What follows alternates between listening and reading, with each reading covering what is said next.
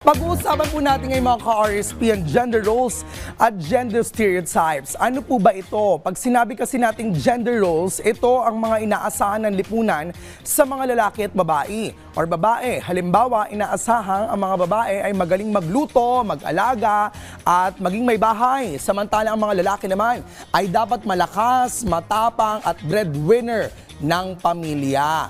Pag sinabi naman nating gender stereotypes on the other hand, ito naman ang mga simpleng paniniwala o ideya tungkol sa kung ano ang dapat gawin o gustuhin ng mga lalaki at babae. Halimbawa, ang paniniwalang ang mga babae ay mahilig sa bags at sapatos at ang mga lalaki ay mahilig sa gimmick or adult toys. Bakit ito nagpapatuloy? Simula kasi pagkabata, tinuturuan tayo ng ating pamilya, paaralan at mga kaibigan kung ano ang tama at mali na gawin base sa ating kasarian. Halimbawa po, sa batang babae, madalas ang laruan, manika, luto-lutuan. Samantalang sa lalaki, dapat baril-barilan o yung paging sundalo. Halimbawa, kapag nagkapalit ng nilalaro, kine-question agad ang sexualidad ng bata. Naku, talagang marami pong ganyan sa ating lipunan, Maganda siguro, hindi lang maganda, dapat ay binabali po natin yan na hindi porket kulay blue, lalaki, at kapag sa pink ay lalaki. Paano po ba natin bakit ba mahalagang pag-usapan natin ito mga ka-RSP? Well, ang gender roles at stereotypes ay maaaring magdulot ng hindi pagkakapantay-pantay. Yan po ay talagang nangyayari sa lipunan dahil sa dami ng abuso, ng violence, diskriminasyon, hanggang pagpatay, lalo na sa mga kababaihan. Halimbawa, ang mga babae maaaring hindi mabigyan ng oportunidad sa trabaho dahil sa kanilang kasarian. Kahit naman sa ating batas, sinasabi na sa isang field o trabaho, dapat ay pantay ang bilang ng mga lalaki at babae.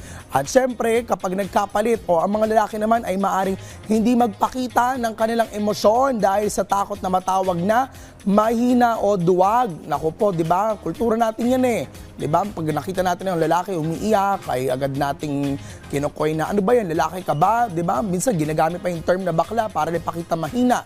Sa kanta nga ng Serena, di ba? Sinabi dito, mas lalaki pa sa lalaki ang bakla. Ayan po, ayan. So, kailangan natin, ano ba dapat natin gawin? Paano natin ito mababago? Una, syempre, edukasyon. Turuan natin ang mga bata na walang mali sa pagiging iba. Ang mga lalaki ay maaaring magluto o maiwan sa bahay at ang mga babae ay maaaring magtrabaho, maging polis at mag-ayos din ng sasakyan. At syempre, halimbawa, ipakita natin sa ating mga anak at kapwa na ang mga gawain ay hindi nakabase sa kasarian.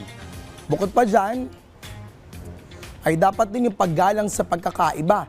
Tanggapin natin na ang bawat isa ay may kanya-kanyang talento at interes, hindi nakadepende sa pagiging lalaki o babae o pagiging miyembro ng LGBTQIA+ community. Yan mga ka-RSP, ang pagbabago ng ating pananaw tungkol sa gender roles at stereotypes ay makabubuti para sa ating lahat. Magkakaroon tayo ng mas pantay-pantay at mas inklusibong lipunan. At yan muna ang hatid namin sa inyo ngayong araw. Alamin ang susunod nating tatalakayin dito sa G-Terms.